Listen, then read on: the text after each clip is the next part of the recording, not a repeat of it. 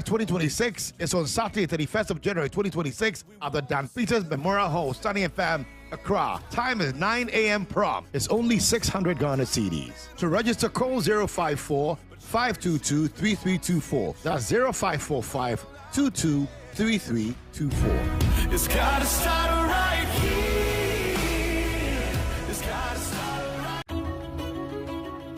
As we step into a brand new year, one question matters most. Are your finances ready for 2026?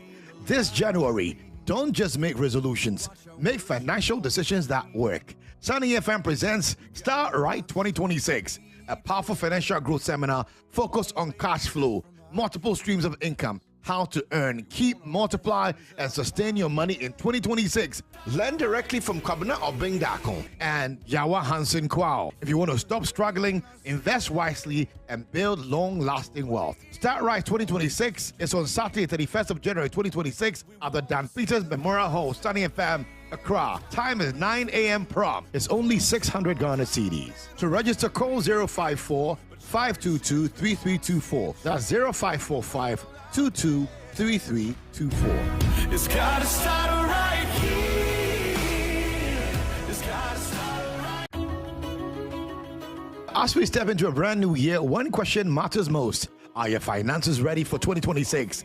This January, don't just make resolutions. Make financial decisions that work. Sunny FM presents Start Right 2026, a powerful financial growth seminar focused on cash flow, multiple streams of income, how to earn, keep, multiply, and sustain your money in 2026. Learn directly from Kabuna Obingdako and Yawa Hansen Kwao. If you want to stop struggling, invest wisely, and build long-lasting wealth. Start Right 2026 is on Saturday, 31st of January 2026 at the Dan Peters Memorial Hall, Sunny FM, Accra. Time is 9 a.m. prompt. It's only 600 Ghana cedis. To register, call 054-522-3324. That's 0545-223324. It's gotta start right here.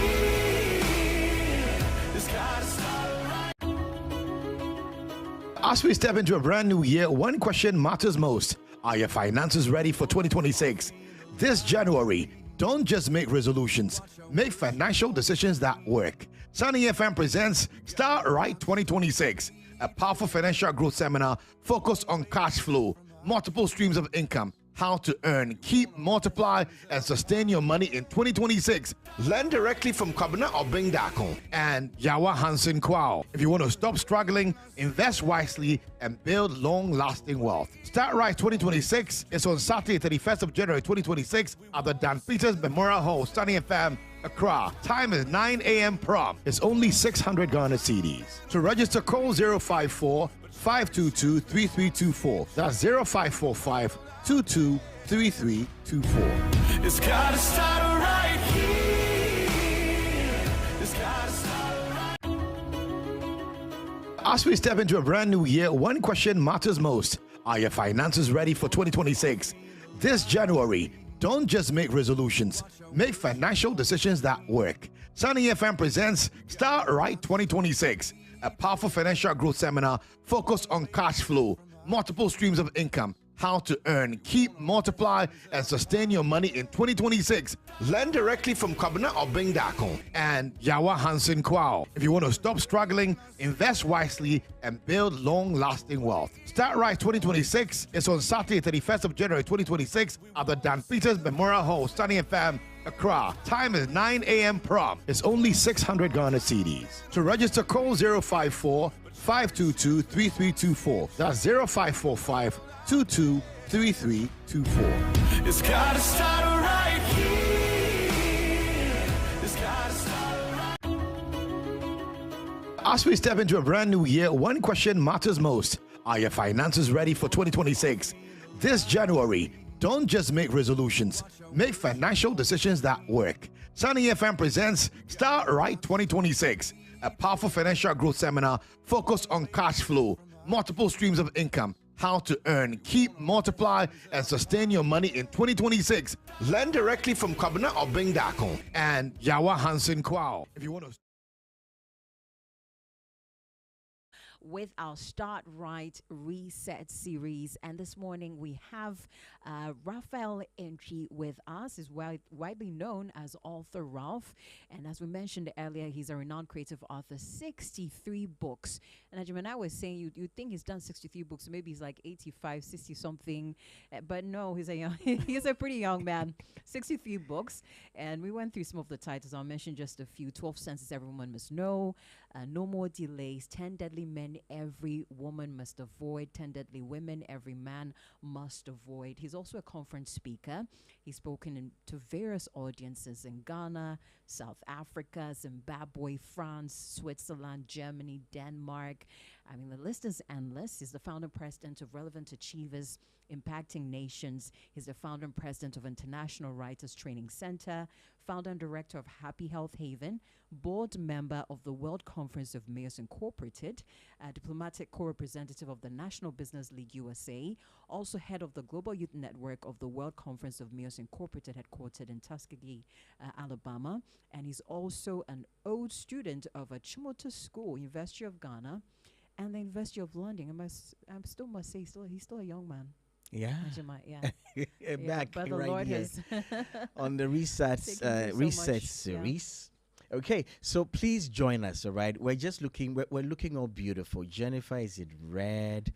Thoraf is in his beautiful shirt here. I'm in a Sunny Brander shirt. So join us on television. Okay, it's looking very, very beautiful on TV right now.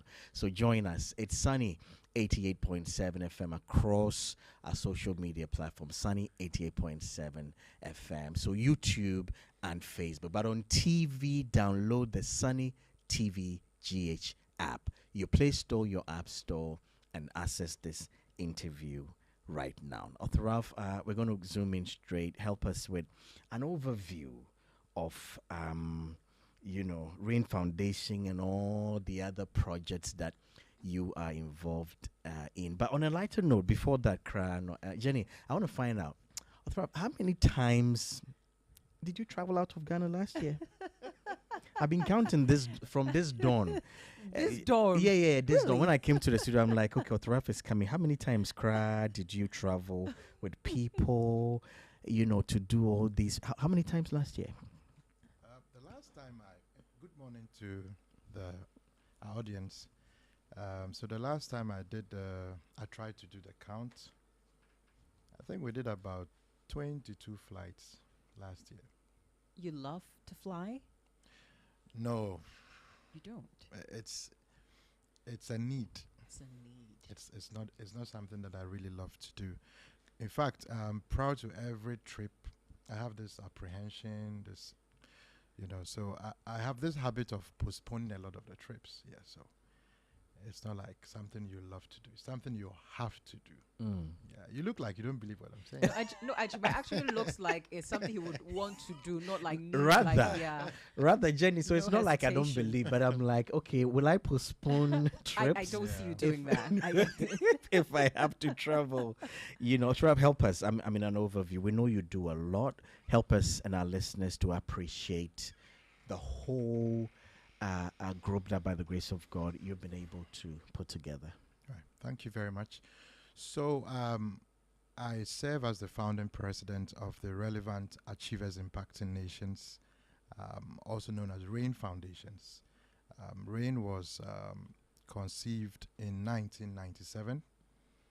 We're actually getting ready to celebrate our 30th anniversary next year, God willing. We've been sold out to Author Raf. the... So, Rain, yeah. you're celebrating your 30 years. Yes. Author Raf, wait, how old are you? Because sometimes, do you mind? You just give us a range. Maybe. Oh, give no, I don't something mind. I always floor. put out my age. Uh-huh. I'm not like the typical lady Uh-huh. Who love to, would yeah, say, put oh, out their age, yeah. guess. Actually, in the best month of the year, and I'm sure you know the best month of the year, that's June. On June 21, Boss, could Joe be smiling turn, right now? I Yeah. turned 48 this year, June 21. And Rain is 30. Yeah. You started. So I early. actually started at 18. Wow. Yeah. Please, now I'm settled. You can go ahead. Yeah. So Rain has been sold out largely to, serving the youth. But of course, now we've gone beyond dealing with young people through programs, projects, and products. And I'd say that in the last 29 years or so, we have hosted some of the most parachurch conferences in this country. I say in all humility that a good number of the young folks doing very well today have all passed through Rain Foundation's events. So from the year 1997, specifically on 24th December 1997, we started to host our conferences, and we have been consistent at it for all these years. When we started, there was this belief on the part of some people that this thing was going to metamorphose into a church. Okay. And well, you couldn't blame them because they had seen fellowships grow into becoming churches. But I was fortunate to have that specificity of the assignment that God had given me. And I knew from the get-go that I hadn't been called into the pastoral ministry or into the ministry of running a church. So there have been times that even in our conferences, we've had people come to and they're like, we love this thing. Why don't you turn into a church? We'd like to come to your church and all of that. I tell them, no, I'm not a pastor. In fact, if you were to make me a pastor today, I might just end up sacking half of the people because Why would I that don't be? have the heart to, to stomach certain things that pastors do stomach, So yeah, and it's been an exciting journey in the last 29 years or so. Traveling the world, hosting conferences. We have 16 networks within Rain Foundations, and each network is so the networks are seen like veins that convey the vision, as it were. I'm sure that you are familiar with the Predecessors Awards worldwide, which is committed to honoring heroes in society and helping to immortalize their legacies. We have the National Youth Shakers Conclave under the Leaders Under 40 initiative. We have the Ladies High Tea, Yes. which you're aware of. Yeah. We have the International Writers Training Center, where I train aspiring writers, and I'm happy to say that in the last 29 years, I've trained and seen hundreds of people come out with their own books. The most exciting ones are the prison inmates, Ken, who today is an author of 10 books. Seeing Gerard also author 6 books. And it goes on and on and on. So Rain Foundations is a lot of things. So, Author of at 18, when you started Rain Foundation, did you see all these branches of Rain forming? Share with us, take us back to that time. Whether it's a dream you had, you put all the plans and they just kind of fell in place, or at a point they just kept on looking like, okay, this is something we can do. This is something we can do. Okay, let me just give you a little background. Yeah. I was dumped into the boarding house at the age of 8. Really? With my kid brother in Achimota School. And I think this was in 1987, 1988, thereabout. I'm a full-blooded Akura from primary, JSS, SSS. Yes, full-blooded. So if I were to be asleep and you took me to Achimota School, I would know that you've taken me there. Yeah, so. And so I would say that we were born with silver spoon in our mouth. So I saw a bit of, that good life and all of that. But by the time we got to GSS 2, I would say that out of peer pressure, I got myself into a whole lot of, and I loved entertainment. I'm sure you wouldn't believe that I was one of the best dancers in Achimota School. No, I would not have known if Don't you be had deceived by said my it. looks. I was one By of the your best. angelic look. Yeah, I was one of the best dancers. And if you talk to Okay. anybody who went to Achimota School, our year group, they'll tell you. Break dancing, what kind of dance? were you Yes. Okay. Break dance, Okay. club dance. Okay, all the dances. Tell you what, were in there. So At this point, I'm in a bit of a shock. I think you should get my book, For Your Eyes Only. For your No. I mean, that's one of the books. Even the laziest of readers have told me when they opened it, they couldn't close it till they were Couldn't done. close That's it. about. It's almost 300-page book. So, Arthur, going into boarding house at 8, was it that it was a thing in your family that children would go into boarding school early, or your parents were traveling a lot? What was the situation at the time? Well, thanks to my late father, because I also believe that our enrollment in Achimota also had an impact on, on my life, even as a writer and all of that. Those were the days not anybody at all could go to Achimota school. You had to go through writing exams and all of those. You couldn't speak vernacular. Even as an Ashanti, I speak English better than I speak Chi. I remember messing up one time. We went for evangelism and I tried praying in Chi, and by the time I got to the middle, I had to switch. Because I was like, oh God, Yeah, so I went into a life of notoriety. And by the time I was in SSS, I was known as drug lord. You were. Yeah. It's in the drug book lord. for your eyes only. Yes, and I was a CEO of a group called the Luchi Clan. Oh. So I hosted some of the hip hop festivals, slumber house parties, and all of those things. I was a hardcore. I was a hardcore. And in our time, some of the most stubborn guys were in the house called Gadget's House. Okay. And I got myself into all kinds of things. I hardly missed the nightclub on Fridays and on Saturdays. I did not know we'd hear all this today. Yes, so I think I had a lot of the world out there. Yeah. So much so that I don't miss the world one bit. don't. No. I mean, I enjoyed myself. Did. Yes. And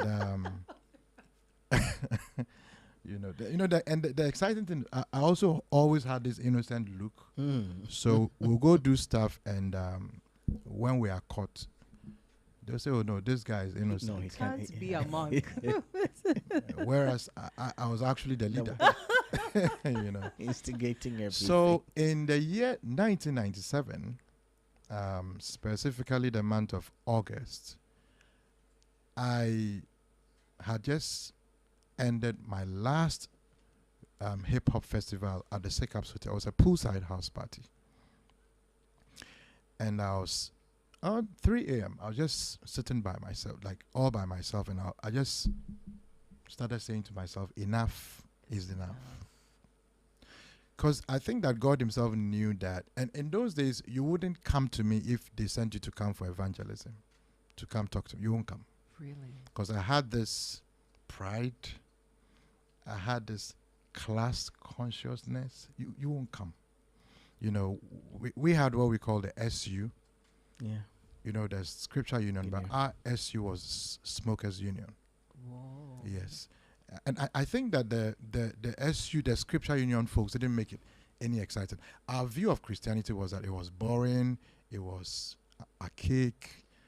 What is wearing these trousers with, you've ironed your trousers and with the lines, Yeah. look right so in front sharp, of it could Boring. literally cut you. That Yeah. thing, pulling of your trousers up there. Whilst, you want to wear your sagging pants and all of that, And it was also quite competitive in Achimota school at that time. In fact, let me say this on air. If you should go to Achimota school today, I'm sure you probably will be told that wearing of sneakers and all of that has been banned. And you can only wear those stuffs when you're going for games like basketball and all of that. And this was brought about by something that I did. Oh. So in 1997, there was a time I bought the Coffee Tims. I used to follow the Vibe and the Source magazines, and let me say that I came out of the world into Christ still with that sense of fashion. Yes.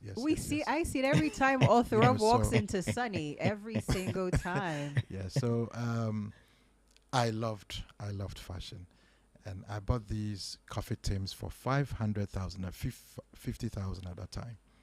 I remember I was reported in the newspaper, 500,000 shoe for Achimota student. Wow. Yes. Bought the filler on the glass and all of that.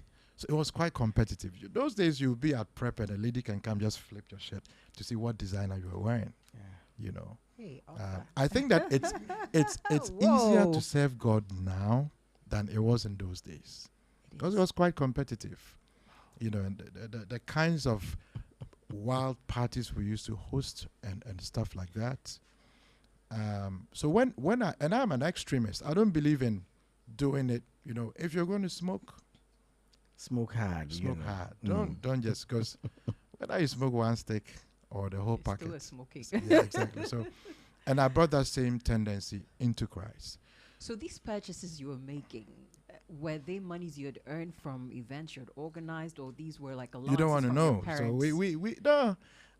So that reminds me. One time we were at entertainment, and this lady comes and we're talking. She's like, "What do you want to be when you grow up?" And I'm like, "What do you mean? What do I want to be when I grow up? I'm already a businessman."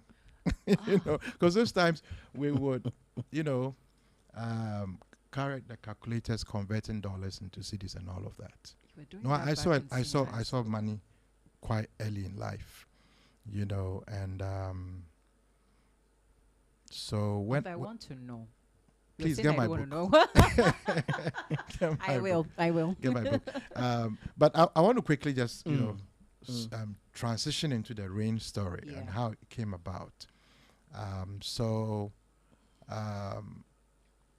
You know, I loved music so much so that those times if we picked a cup and you didn't have music, we would, you know, decline to, you know, board it. I would be caught singing the R&B in my dreams, sometimes even weeping and all of that. You know, it was that bad. Wow. But so when I gave my life to Christ out of that supernatural transformation or encounter, as it were, I quickly went into fasting and prayer. And it will amaze you to know that in August of 1997, I was praying averagely 5 hours every day. Sometimes I was doing 10 hours and all of that. And there was this burden to pray for your friends. So I was praying for my friends that they would also, you know, be convicted as I had been convicted. So around this time, my mom, God bless her soul, my mom was the one who would iron for me when I was going to the nightclubs and all of that. But I didn't know she was praying all this while. And my mom had a principle: no matter what time you came from your club, you would do your morning devotion.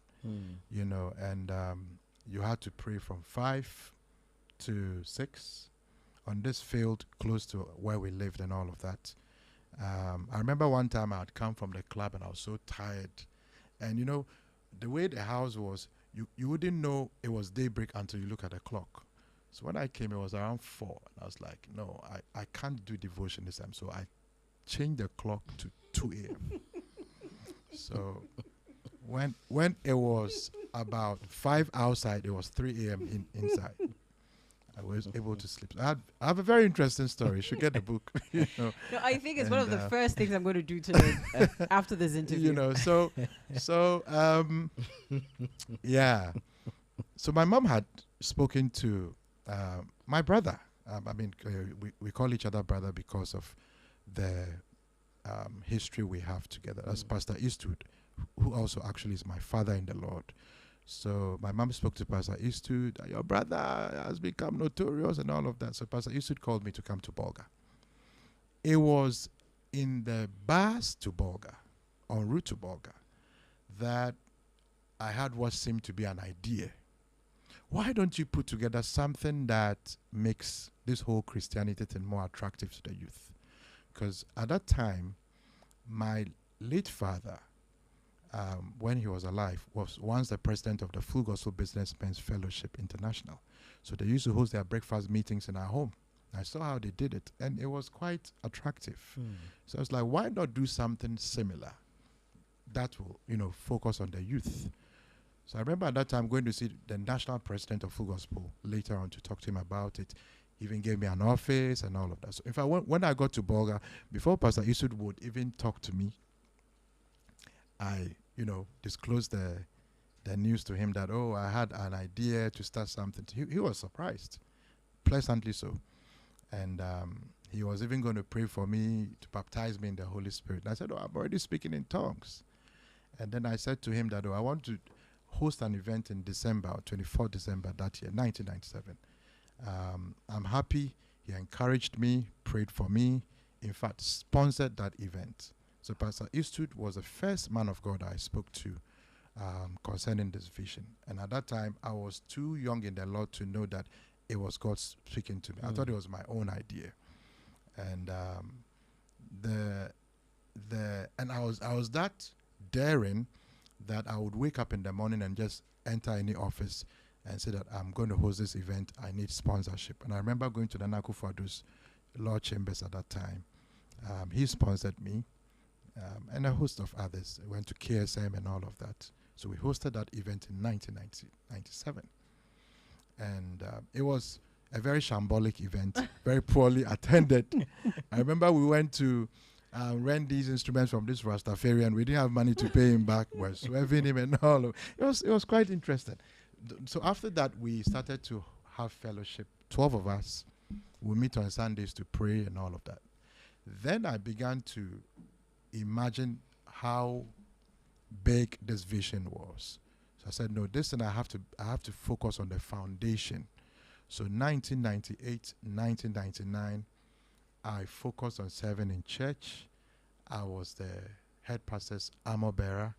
I was the playwright. I would write, for the drama department.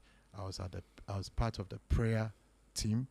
I was part of the evangelism. My whole life was church. And at the same time, I was praying every day for this vision. I'll say that I invested hundreds of hours in prayer. I was praying from morning, in the afternoons, in the evenings, having all-night meetings. I did morning devotion back to back, Monday to Sunday, for more than 5 years. Consistently, rain or not, I was out there on the field praying. And I thank God that I started this thing from the place of prayer. So in 1999, I had the first 60 days fasting. Went on a 60 days fast.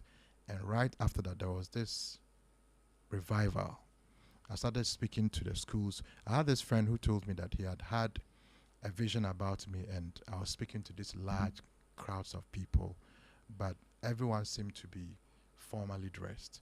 The Lord told him to tell me that I was called into that intellectual community, so I should work on my, academics and all. I didn't want to go to university. I thought that I was so zealous. I thought that it wasn't necessary and all of that. In fact, they had to summon me before all kinds of men of God really to are an talk extremist. they talked me into, before I eventually ended up in Legon and all of that. And it's been an exciting journey, Ajuman. It's been a very, very exciting journey. What would you say all this transition? I mean, you were very exposed quite early. Like you said, had a silver spoon in your mouth, exposure, people, good taste. I mean, this is probably the best life for every young man growing up. What would you say was the most difficult part, transitioning into somewhat ministry at this point? Your friends, did you have to be abandoned or abandon friends? Do you have to leave people or be left, alone during this period? Yeah, so the most difficult part was, having to, forgo all the pleasures, because the truth of the matter is, it's exciting out there in the world. Yeah. It is exciting out there in the world, I remember on the 15th of February, 1998, I was at the beach praying. I saw one of my friends coming. Apparently, he had been sent to come find out what was wrong, because on 14th February, they didn't see me at the club. And it was very unusual. I was at the beach praying. When he was coming towards me, he thought I was smoking. So he started giving me fans from afar. I wasn't minding, I was just praying. So he gets to me and he's like, stop that thing they do. Like, why are you mocking? And I was like, no, my sister. This for real. He didn't want to believe it, And so I had to stay away from my old friends for years. Someone told me CNN should have announced it when I converted. Should have. And I was like, was I that bad? You know. I remember one time, and you know, and I was a toast of Groove FM. If you ever heard of Groove FM, Yes, Yeah. I did. I was a toast of Groove FM. Yes, because I think that they saw in me a lot of ideas. I had a lot of ideas, entertainment ideas, and you know, sometimes you would be listening to radio, and then these phone in, you know, asking of questions, and you hear questions like, "Who is the CEO of Luchi Clan?" You can imagine how you feel. you were Yes. being featured in these kind of questions on radio. Absolutely, absolutely. And sometimes you would be at these, you know, rap shows, events, and people are talking about it, and they don't even know you're the one standing there. You know, so I did quite a number of exploits out there, and I'm happy to say. I remember one of my family friends, Auntie Rini, calls me to her office and says, "Kweku, you have to change, Kweku. You see these news." And I said, "Auntie Rini, you know what? I'm making you a promise. A time is coming. I'm going to be on all the newspapers for all the right reasons." And I'm happy it's happened. Yeah, no, you're doing exploits for the Lord. Yes, yes. Can you imagine that in 1997, I host Hip Hop Festival. In 2007, I am hosting the Truth Behind Hip Hop, where I brought G. Just Craig gonna get Lewis. to that. You know, and it was a very emotional moment for me. You know, exactly 10 years or so on, doing something that is, you know, and we had over 400 young folks give their lives to Christ. In fact, most of those who attended that event were not the church people. Although, would you say that you're better able to connect to the youth because of the experiences you had growing As up a and young what you've person. seen? Oh, for now, Jennifer, let me say this. So I used to be worried about why did God watch me do all these? And there were times I literally would cry in prayer. And then one time, the Holy Spirit said, "You know what? I allowed you to go on an expedition for the purposes of exposition." And today, if you bring me anyone that is coming from an affluent home, these young folks, wherever, I can speak their language. Anywhere you put, you bring me the criminals, I know how to talk to them. You know, there are some people when you ask them, what did you used to do, you know, back in the world? Oh, me, I used to steal meat from, you know, my mother's soup and all of that. Yes, you don't really have an interesting story. You know, I'm able to write as many books as I am writing because I have a lot of stories. I used to be worried about the scars until one time the Lord said to me, read Romans chapter 8. There is therefore now no condemnation to them that are in Christ Jesus. You see, our scars make us feel ashamed and therefore want to cover them. Yeah. But he said that the C in the scar is that sense of condemnation. But Jesus said in John 14:6, I am the way, the truth. That's the T, the truth, and the life. So Jesus comes in, takes out the C in the scar, replaces it with the T. And instead of the scar, you become a star. What does a star do? It lights the paths of men. It enlightens men. So out of all of these experiences, all of these bitter lemon experiences have come for the sweet lemonade experience of what? Writing books, inspiring people, impacting lives, and all of that. Funny enough, some of the Akpa people, Akpachers and the criminals and all of that I meet, when they try to do stuff, like even in Rain Foundations, I tell them, hey, stop it. I know where you are headed. I know. I've been there, done that. So Been don't there, try. done that, yeah. You know, yeah. So that's it. Jenny, this is interesting. You're quiet. Quite interesting. I see a lot of people who we would say should not have struggled, okay, or should not have been in certain places because maybe you grew up as a Christian, you had it going for you, good education and all. Maybe your Thorav should have been, maybe your mom thought you should have been a doctor, maybe a lawyer, big one, a very influential corporate person. This dawn as well when I got in the studio, Jenny. Jemma, you didn't sleep much. No. Often you make you sleep much.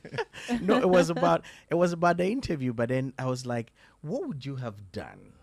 Or I mean, where was the direction, especially for parents, for you, if you had not been who you are today? Was there a passion for any other thing beyond what you're doing today? Well, let me say that, by the way, I'm graduating from the law school, University of London, in April this year, God willing. I passed. Yeah, so I'll be in London, God willing, in April for my graduation. But that was just to inspire my daughter, my twin daughter. I mean, she wants to be a lawyer, and I did it for her. Not that I want to go to court.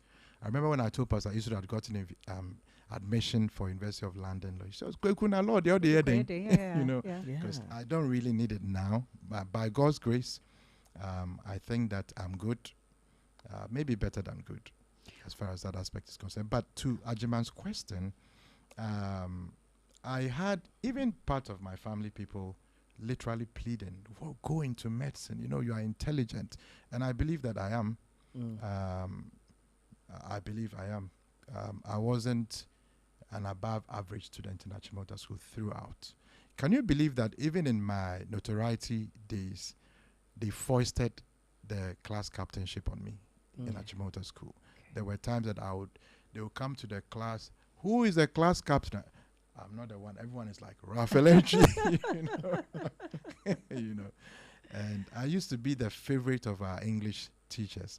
But in SSS, they used to laugh at me that our English teacher was my girlfriend, because every time she wanted me to see her off, you know, and stuff like that.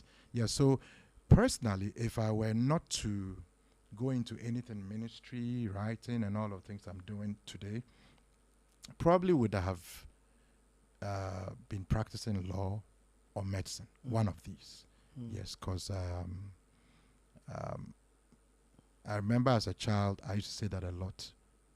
I would want to be a lawyer or a doctor, just as many children have as their ambitions.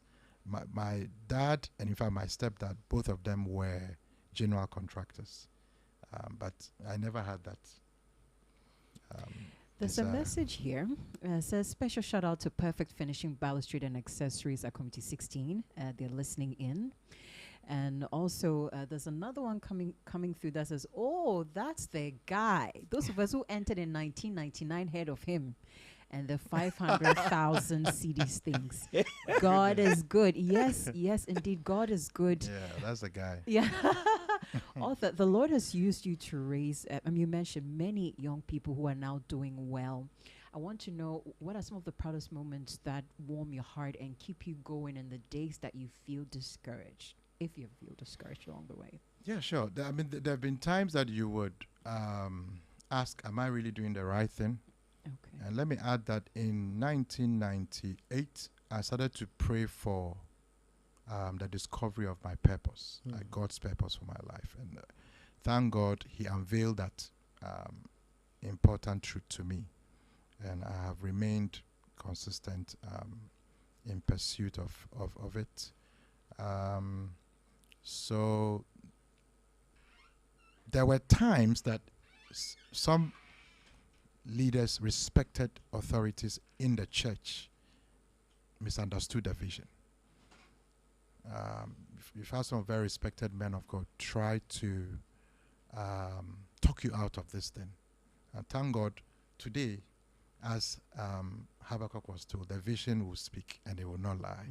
I think that the authenticity, veracity, integrity of this vision is speaking so loud today that those who were in the early stages cynical about it have come to terms with the fact that this thing was really a product of divine imagination. It wasn't easy at all. I was tagged as a rebel, a vagabond. You know, this guy was going to break away with our church. There are times that some churches were actually having, after church board meetings. And this boy, if we don't watch him, he's going to break away with the youth. Because everywhere I went, I seemed to have that. You could connect with them. Yeah, connect with the youth. And I was very much endeared, to them. I remember one pastor somewhere reporting me that, he's laying hands on them. They are falling under the power. Stop him. That thing. One man of God tells my parents, talk to your boy. He's too spiritual.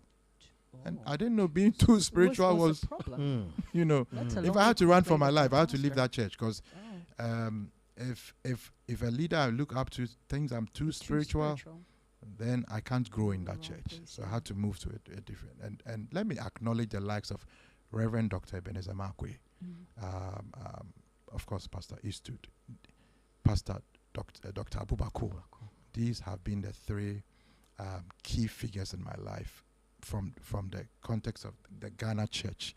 And let me not forget Reverend Professor Enoch Agbozo. He loved me so much, you know, and he named my twins, you know, was at our wedding and all of that. I remember when Pastor Yusuf met him at our wedding, it was like, that kind of thing, you know. One time he called me and was telling me some pastors came home and they were asking me, why do you love Ralph so much? And he said, I told them, go and ask God. You know, that thing. You know, so I was fortunate to have some great men of God to believe in what I was doing, to encourage me, to support me. Reverend Marco was a key part of people who supported me going through Legon. Pastor Yusuf, of course, I know there are any responsibility because me and a junior brother and all of that. And thankfully, by level 300, I started to write. And so I was able to also follow up, you know, paying my fees and all of that. So a message here says, tell him Biggie says hi. Hi. Hi, Biggie. Jenny, I want to talk about his international assignment. I Exactly. believe God has called you to connect nations, to connect people across the world. I have personally sat, you know, with you a couple of times in your office talking. How did it begin? Was it just an easy journey of beginning to travel, especially along with people, you know, connecting? Sometimes it amazes me the kind of people you know that you have met, you have related to people in your circles. How did these all happen? Do you still remember the first time it dawned on you, we have to go somewhere out away from Ghana? Again, thanks to God. But again, I think that God uses men. I remember in 2006, Pastor Isud called me and he said, Kweku, I want you to come and, you know, minister at our church in Bolga. The first time I was quiet on the phone and he was like, oh, do you have something doing? I said, yeah. It wasn't long after that I invited Mama Rosemont to come speak at our event. And Mama Rosemont came. I think it was her first public ministration outside Fountain Gate. And then Pastor Isu said, okay, so Mommy is coming, so this time you are also coming to Bolga. So in December 2006, I was privileged to minister at Fountain Gate, Bolga. It was a 3-day program. In fact, they added 1 day to it. I remember the first time I entered the auditorium, the pastors nearly laughed. I didn't know why. So after ministration, one of the pastors was like, the way Daddy hyped you, we were expecting some old bearded man, and then here comes, imagine me in 2006, you know. But thank God they actually were blessed and they added a day to it. Now, after that ministration, I believe, was the opening of that international door, because the following year was when I started to travel out there to do international ministry. A woman from the United Nations visited Ghana and was handed a book, one of my books, 10 Deadly Men Every Woman Must Avoid. She said she read it the whole night. She couldn't close it. So she goes back to Johannesburg and then recommends me to one of the largest congregations, Apostolic Faith Missions. And I'm invited to minister. I ministered in 2 Apostolic Faith Missions churches. I also ministered to the Fellowship of Head Pastors in Johannesburg in 2007. Okay, so that was when this whole international ministry started. I remember when I was leaving South Africa, the woman was like, Ralph, write another book on what to do when you are married to a deadly man. And I said, well, I don't have the revelation yet. Because Very important. But let me tell you a very funny Sure. story, short one though. So I dated this lady in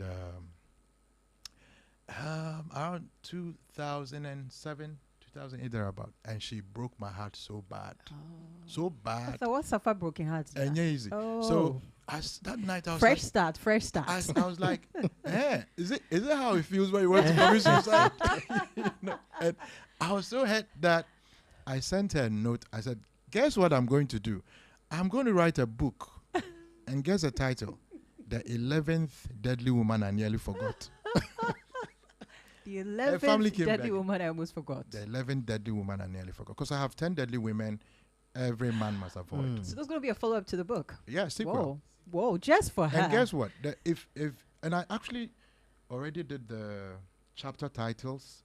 Hey, author. If you looked at the first letters of the English alphabet in a linear fashion for the chapter titles, it spelled her name.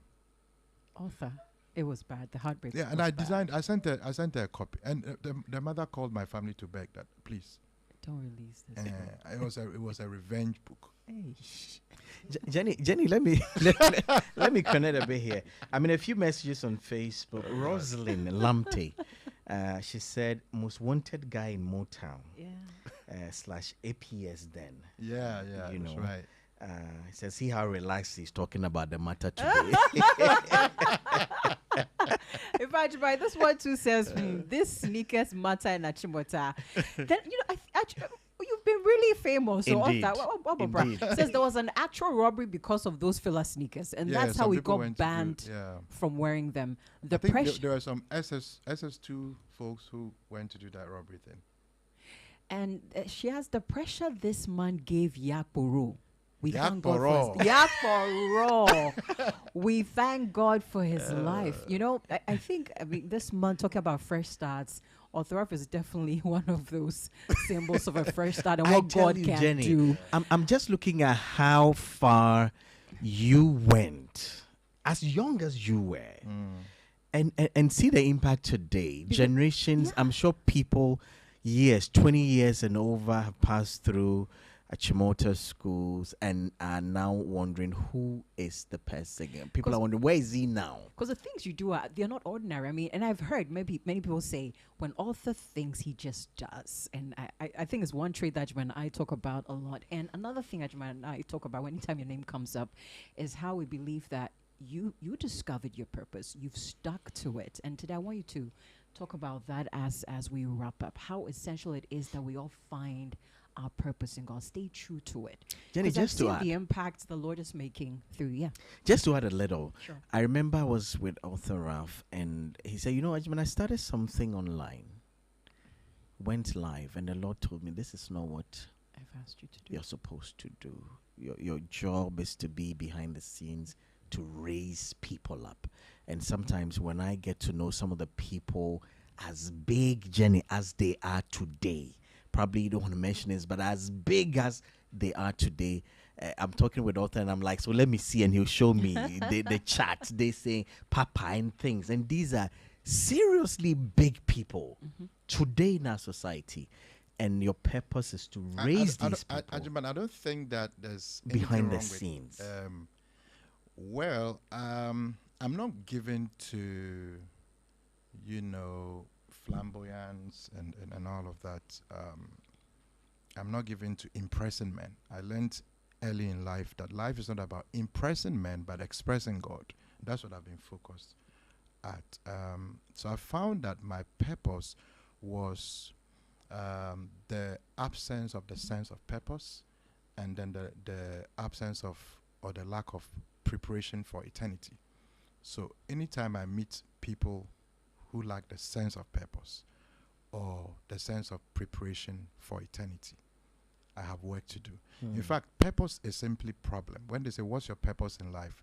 It's what is your problem in life? The problem that necessitated your existence is your purpose. Many times people define their ministries as their purpose.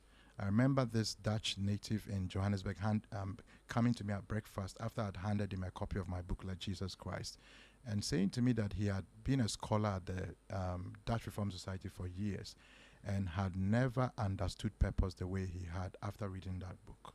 So over the years, I've been sold out to speaking on purpose all over the place. I've been to Kolibu Medical School in Ghana. I've spoken in various churches, various companies, campuses, and all of that. And I'm excited that the World Conference of Mayors, headquartered in Alabama, deemed me fit to serve as the head of the Global Youth Network of the World Conference of Mayors. And my mandate is to help raise the next generation of leaders for governance, business, and all of that. And so we are preparing, lacing our boots. From next month, we have a 20-country assignment to raise young people. And we have some exciting things coming up, even here in Ghana. Wow. From the month of May. People think that what we are doing, Dr. Ralph is no longer doing ministry. You meet people, your conferences. No, we haven't gone off track. One man of God at Makers Chapel visited my office yesterday. I was like, I never knew you could prophesy. And I've seen your videos, and all of that. I'm like, no, I haven't backslidden. No. I'm just on course doing as the Lord is leading us to do. But we're coming out a lot of stuffs.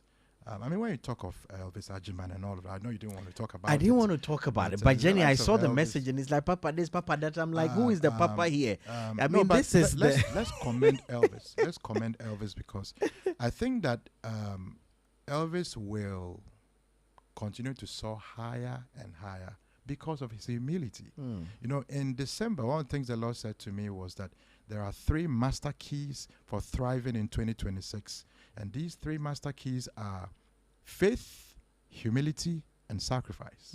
Faith, humility, and sacrifice. Okay. Someone said now pride. Understand an assignment Author Ralph gave us.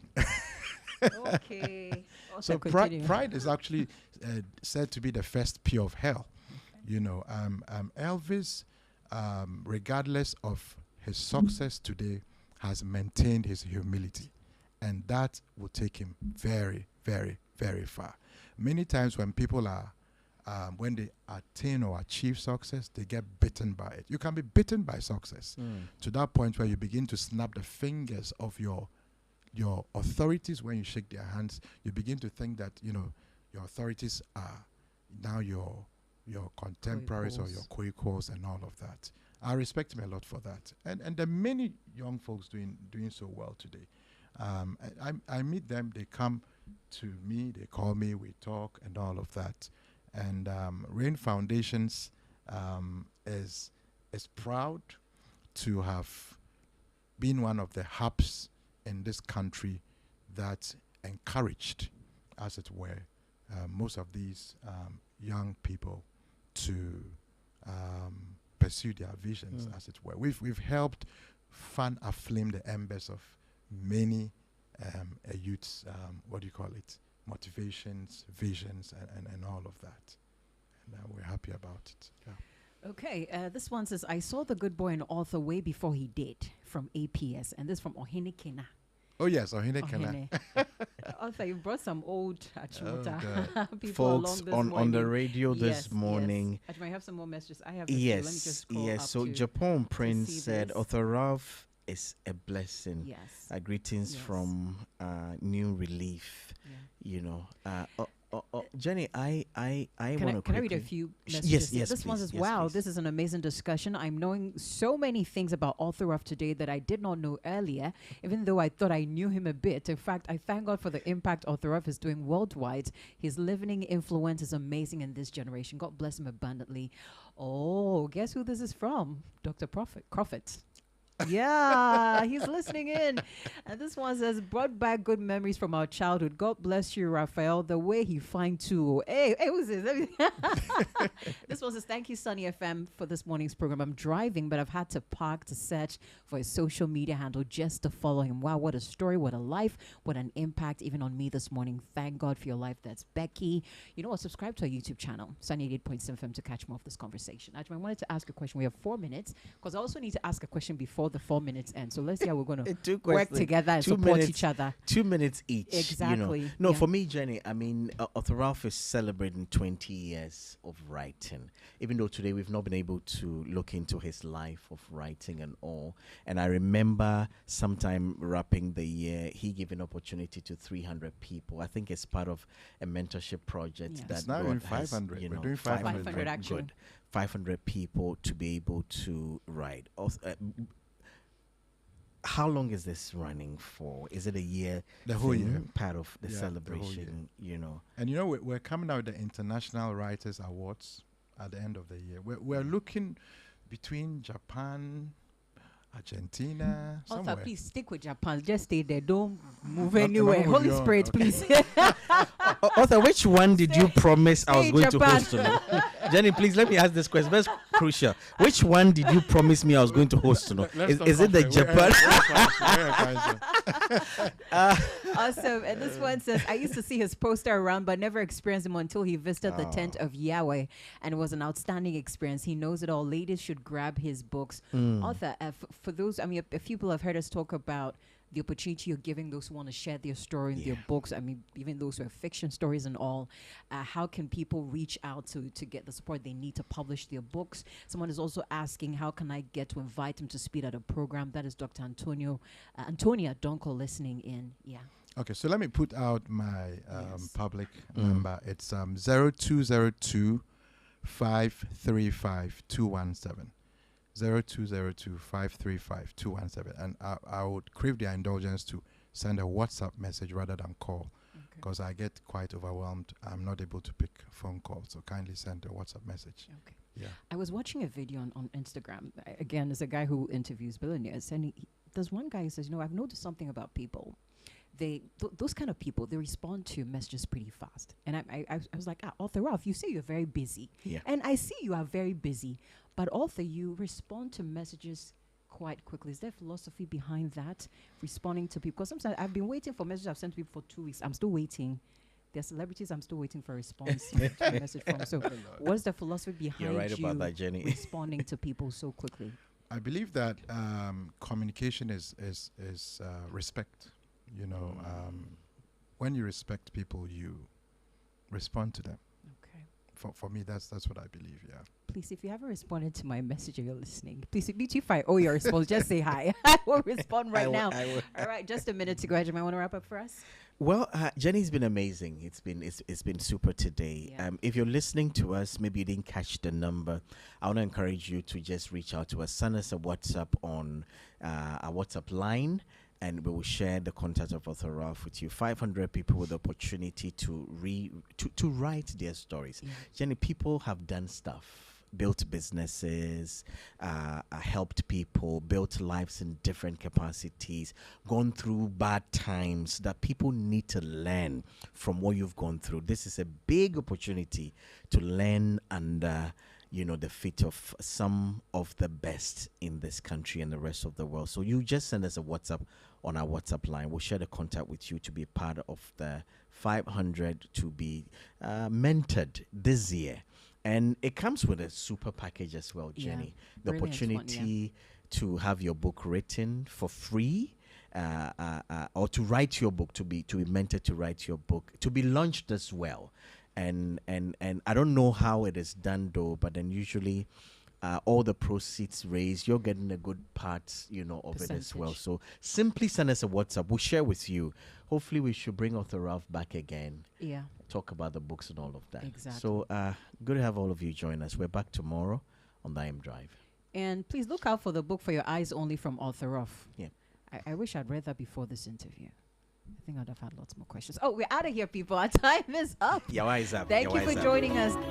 As we step into a brand new year, one question matters most. Are your finances ready for 2026?